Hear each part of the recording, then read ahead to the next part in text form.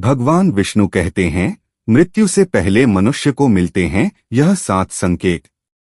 मित्रों, आज हम इस प्राचीन कथा के माध्यम से जानेंगे कि एक गाय, गिद्ध, बाघ, तोता आदि जीवों ने एक ब्राह्मण को मृत्यु के कौन से संकेत दिए हैं और इन संकेतों को जानने के बाद मनुष्य को क्या करना चाहिए, इसका उत्तर भी इस कथा में दिया गया है। यह कथा अत्यंत ज्ञानवर्धक है, इसलिए प्रत्येक मनुष्य को इसे पूरा जरूर सुनना चाहिए। इस कथा में आपको जीवन उपयोगी कई महत्वपूर्ण ज्ञान की बातें पता चलेंगी जो आपके जीवन को सुखमय बना सकती हैं। चलिए मित्रों, कथा की शुरुआत करते हैं। पूर्व समय की बात है। मध्य देश की एक सुंदर नगरी में देवदत्त नामक एक ब्राह्मण निवास करता था। वह अपनी भक्ति और नेक स्वभाव के कारण पूरे गांव में प्रसिद्ध था। देवदत्त भगवान विष्णु का परम भक्त था और नित्य नियम से उनकी पूजा करता था। उसके घर में धन धान्य और सुख समृद्धि की कोई कमी नहीं थी। उसका परिवार प्रेम और उल्लास से भरा हुआ था, लेकिन इन सब के बावजूद देवदत्त के मन में एक ऐसा भय छिपा हुआ था जिसने उसके सुखी जीवन को अंधकारमय बना दिया था। वह हर समय मृत्यु के बारे में सोचता रहता था। रात को जब सब सो जाते तब देवदत्त अकेला बैठकर यह सोचकर बेचैन हो उठता कि उसकी मृत्यु के बाद परिवार का क्या होगा, उसकी संपत्ति, उसके प्रियजन और उसका यह शरीर, यह सब एक दिन समाप्त हो जाएगा। उसका यह भय दिन प्रतिदिन बढ़ता गया। उसे नींद नहीं आती, भोजन का स्वाद फीका लगने लगता और उसका मन किसी भी चीज में नहीं लगता। जीवन की शांति और आनंद पूरी तरह समाप्त हो गए थे। आखिरकार एक दिन देवदत्त ने इस भय से छुटकारा पाने का निर्णय लिया। फिर उसने सोचा, मुझे मृत्यु का रहस्य जानना होगा। यदि मैं यह समझ सकूं कि मृत्यु से पहले क्या संकेत मिलते हैं तो शायद मैं इस भय से मुक्त हो सकता हूं। मित्रों, इस विचार के साथ देवदत्त ने अपने परिवार और संपत्ति को पीछे छोड़ दिया और नगर नगर भटकने लगा। वह जहां भी जाता वहां के साधु संतों से मिलता और उनसे यही सवाल पूछता है, महात्मा, मृत्यु से पहले मनुष्य को कौन कौन से संकेत मिलते हैं? लेकिन मित्रों, कहीं से उसे संतोषजनक उत्तर नहीं मिलता।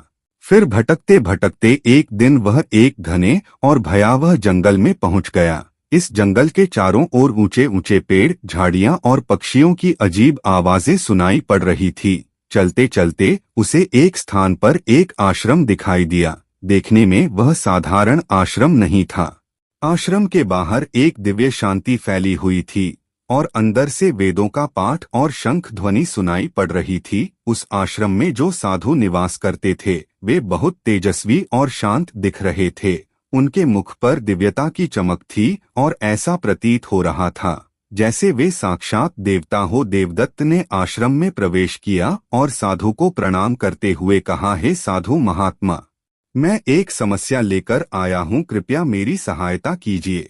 तब साधु ने शांति से उत्तर दिया, हे ब्राह्मण, बताओ तुम्हारी समस्या क्या है? तुम इतने चिंतित और थके हुए क्यों दिख रहे हो? तब देवदत्त ने हाथ जोड़कर कहना शुरू किया, हे साधु महाराज, मैं मृत्यु के भय से अत्यधिक परेशान हूँ। इस भय के कारण मुझे ना नींद आती है, ना भोजन अच्छा लगता है। मैं दिन रात केवल मृत्यु के बारे में ही सोचता हूँ। फिर साधु ने गंभीर स्वर में पूछा, मृत्यु का भय क्यों? क्या तुम यह जानना चाहते हो कि मृत्यु कब होगी और कैसे होगी? तब देवदत्त ने उत्तर दिया, हाँ महाराज, मैं यह जानना चाहता हूँ कि मनुष्य को मृत्यु से पहले कौन कौन से संकेत मिलते हैं। मैं यह समझना चाहता हूँ ताकि इस भय से मुक्त हो सकूं। फिर साधु ने देवदत्त की बात ध्यान से सुनी और फिर कहा, हे ब्राह्मण, मृत्यु का रहस्य जानने के लिए तुम्हें इस जंगल में गहराई तक जाना होगा। इस जंगल में जो भी पशु पक्षी या कोई विचित्र चीज मिले उनसे मृत्यु के विषय में पूछो। यह सभी तुम्हें मृत्यु से पहले मिलने वाले संकेतों के बारे में बताएंगे, लेकिन याद रखना वे तुमसे पहले एक पहेली पूछेंगे। यदि तुम उनकी पहेली का सही उत्तर दोगे तो ही वे तुम्हें मृत्यु का संकेत बताएंगे। फिर देवदत्त ने साधु की बात सुनकर उन्हें प्रणाम किया और कहा, ठीक है साधु महाराज, अगर इससे मुझे मेरे प्रश्नों का उत्तर मिलता है तो मैं अवश्य इस वन में जाऊंगा। साधु ने उसे आशीर्वाद देते हुए कहा, जाओ और ध्यान रखना कि यह यात्रा तुम्हारे लिए केवल मृत्यु को नहीं बल्कि जीवन को भी उजागर करेगी। मित्रों, फिर देवदत्त जंगल में चला गया। वह जंगल बेहद भयानक था। बड़े बड़े पेड़ जिनकी शाखाएं आकाश को छू रही थी और चारों ओर फैली हुई थी। हरियाली के बीच डरावनी चुप्पी थी और जंगली जानवरों की आवाजें वातावरण को और भयावह बना रही थी। फिर भी देवदत्त धीरे धीरे आगे बढ़ रहा था, जिससे चलते चलते उसकी नजर एक विशालकाय पेड़ पर पड़ी। यह कोई साधारण पेड़ नहीं था। उसकी शाखाएं किसी राजा के मुकुट की तरह फैली हुई थी और तना इतना मोटा था कि उसे 4 लोग मिलकर भी घेर नहीं सकते थे। पेड़ के चारों ओर एक रहस्यमय आभा थी और ऐसा प्रतीत हो रहा था जैसे वह पेड़ उसे देख रहा हो। मित्रों, जैसे ही देवदत्त पेड़ के पास पहुंचा तो पेड़ की गहरी धीमी आवाज गूंजी, है ब्राह्मण, तुम कौन हो और इस भयानक वन में क्यों आए हो? तुम्हें किसने यहाँ भेजा है? सब कुछ सच सच बताओ। फिर देवदत्त ने दोनों हाथ जोड़कर विनम्रता से कहा, है महावृक्ष, मैं मृत्यु के रहस्य को जानने के लिए यहाँ आया हूँ। मुझे यह जानना है कि मृत्यु से पहले कौन कौन से संकेत मिलते हैं। क्या आप मेरी सहायता कर सकते हैं? फिर पेड़ ने धीरे धीरे अपना असली रूप धारण किया। उस महावृक्ष का विशालकाय मुख प्रकट हुआ जो मनुष्य की भांति दिखने लगा, जिससे उस वृक्ष का अद्भुत रूप देखकर देवदत्त भयभीत होकर उसे घूरने लगा। तभी पेड़ ने अपनी आवाज को और गंभीर करते हुए कहा, हे ब्राह्मण, मैं तुम्हारी सहायता कर सकता हूँ, लेकिन पहले तुम्हें मेरी पहेली का उत्तर देना होगा। यदि तुम सही उत्तर दोगे तो मैं तुम्हें मृत्यु से पूर्व मिलने वाला पहला संकेत बताऊंगा। फिर देवदत्त ने आत्मविश्वास से कहा, हे वृक्ष, पूछिए, आपकी जो भी पहेली है उसका उत्तर देने के लिए मैं अपनी पूरी कोशिश करूंगा। तब वृक्ष ने थोड़ी देर चुप्पी साधी और फिर अपनी पहेली पूछी, है ब्राह्मण, वह कौन है जो बिना पंखों के उड़ता है, बिना पैरों के चलता है और बिना जीभ के बोलता है?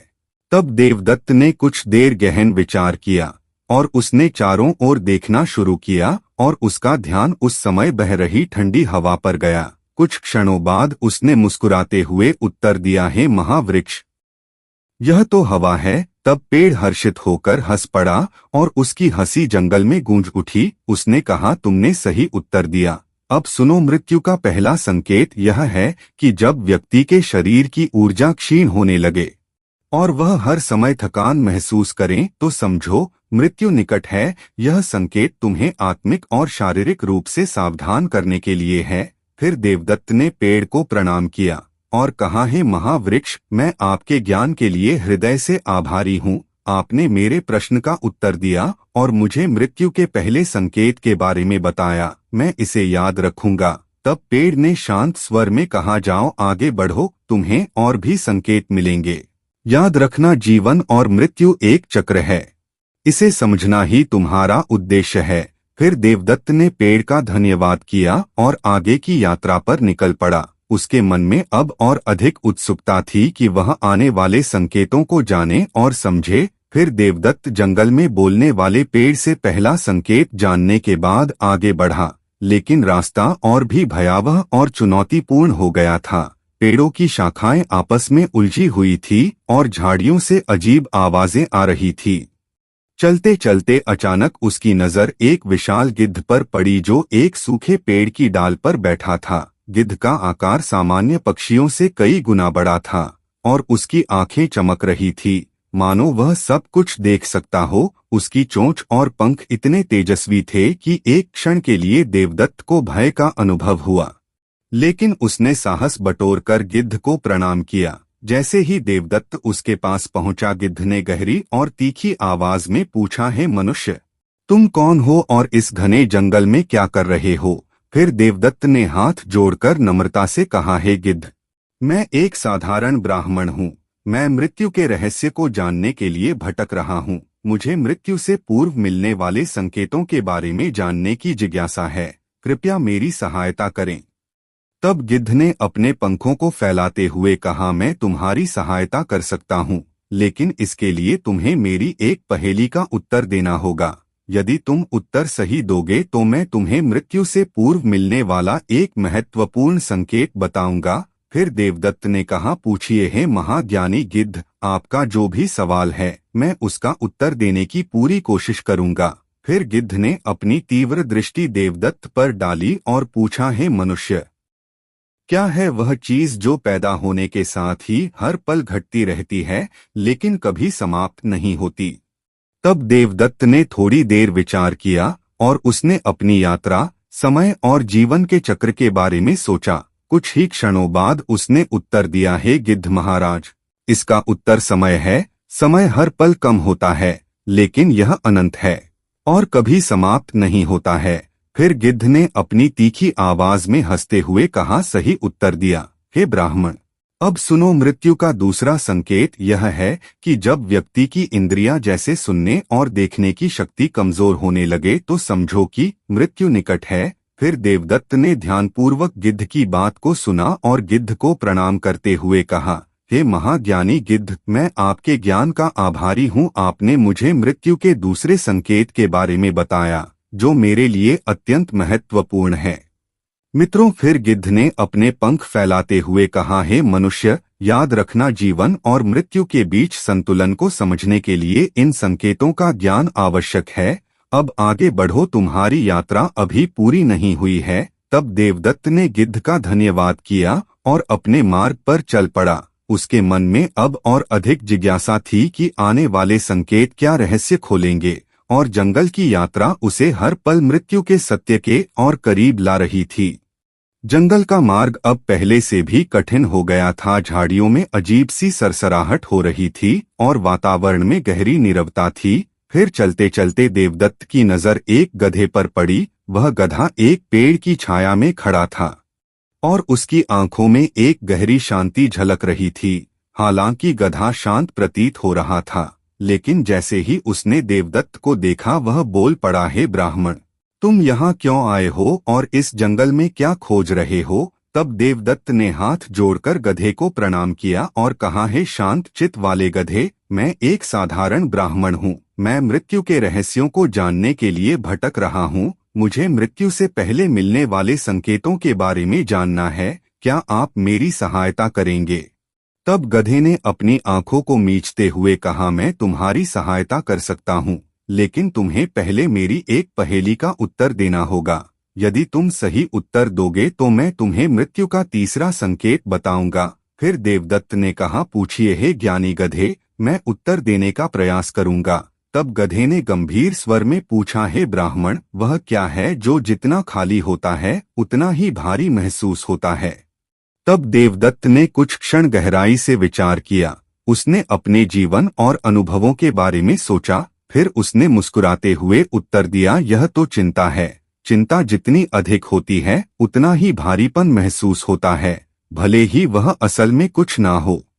मित्रों, फिर गधा अपने सिर को हिलाते हुए बोला, सही उत्तर दिया।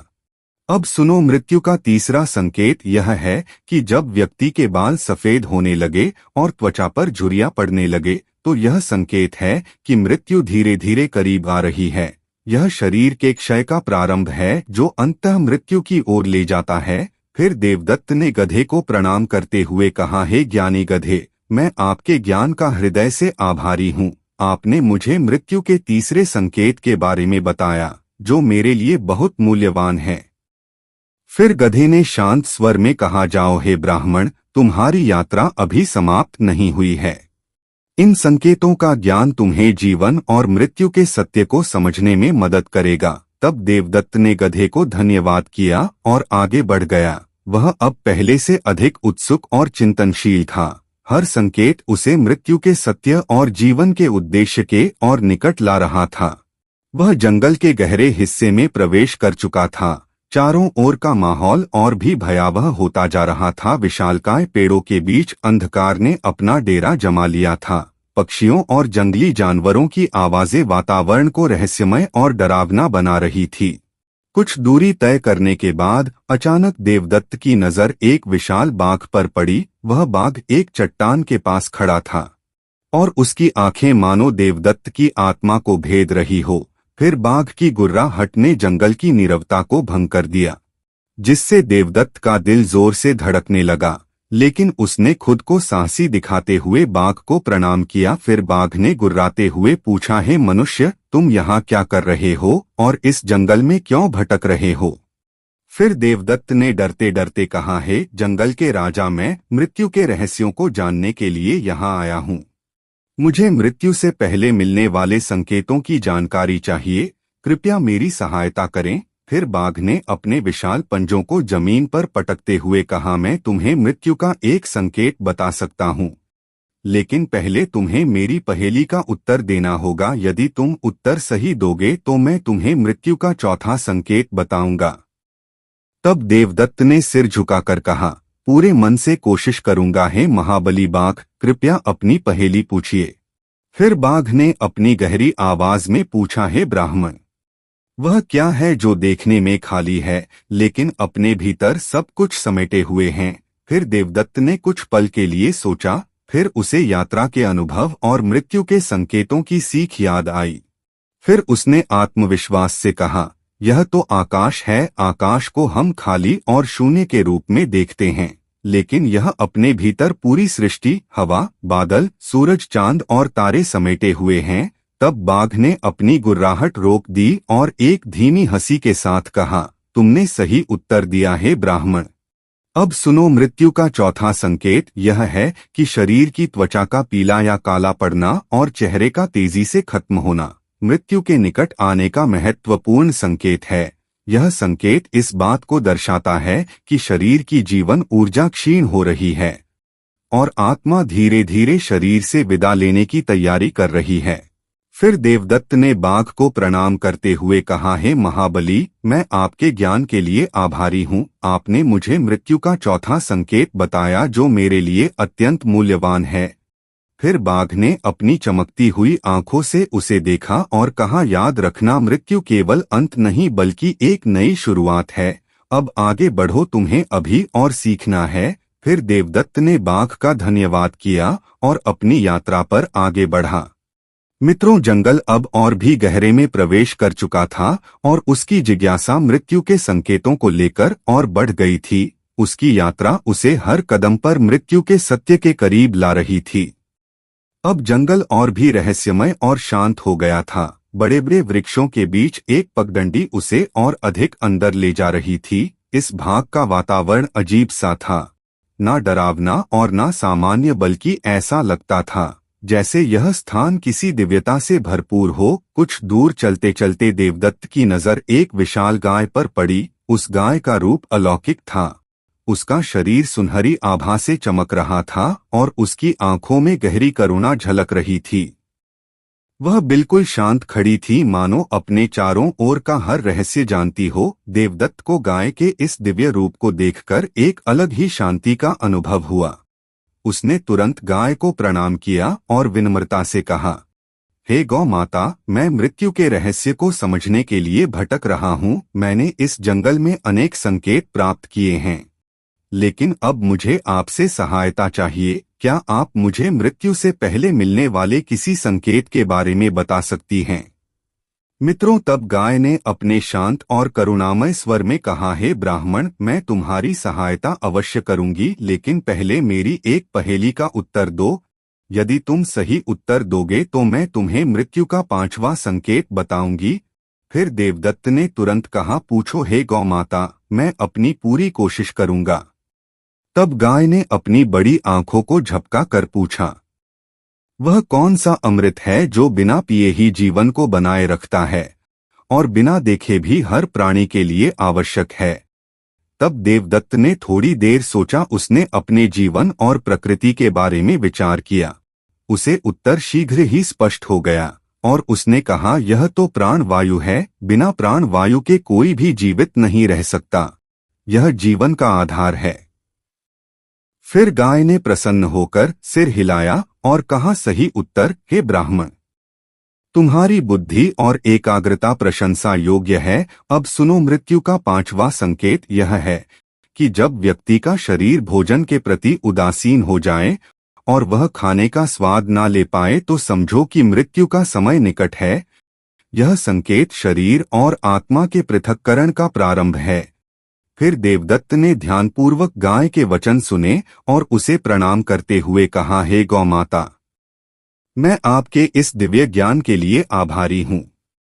आपने मुझे मृत्यु के एक और महत्वपूर्ण संकेत से अवगत कराया। यह मेरे लिए अत्यंत मूल्यवान है। गाय ने ममता भरी मुस्कान के साथ कहा, जाओ हे ब्राह्मण, तुम्हारी यात्रा अभी समाप्त नहीं हुई है।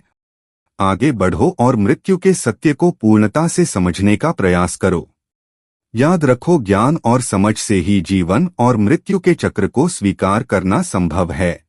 तब देवदत्त ने गाय को धन्यवाद किया और अपनी यात्रा पर आगे बढ़ गया। उसके मन में अब और अधिक उत्सुकता थी। हर संकेत उसे जीवन और मृत्यु के बीच छिपे गहरे रहस्यों को समझने के लिए प्रेरित कर रहा था। फिर थोड़ी देर चलने के बाद देवदत्त की नजर एक सुंदर तोते पर पड़ी, जो एक ऊंचे पेड़ की शाखा पर बैठा हुआ था।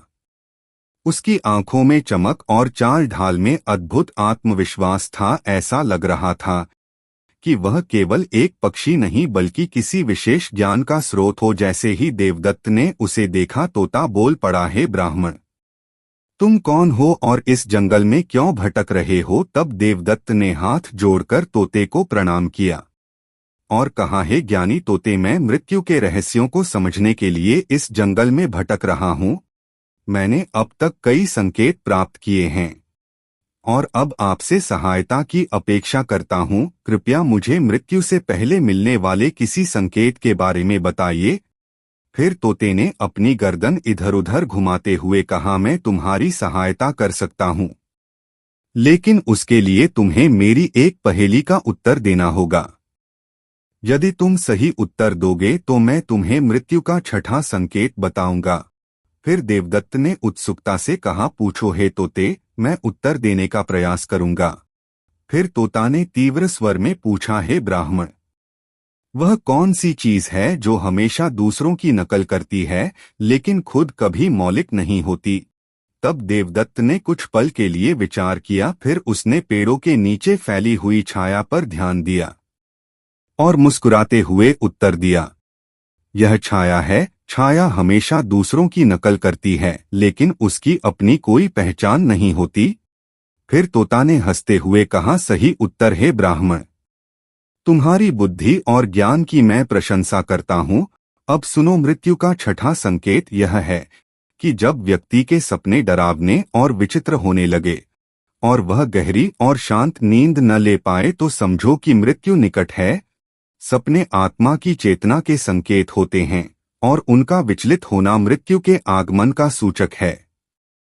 देवदत्त ने तोते को प्रणाम करते हुए कहा, हे ज्ञानी तोते, मैं आपके इस ज्ञान के लिए आपका हृदय से आभारी हूँ। आपने मुझे एक और महत्वपूर्ण संकेत से अवगत कराया है।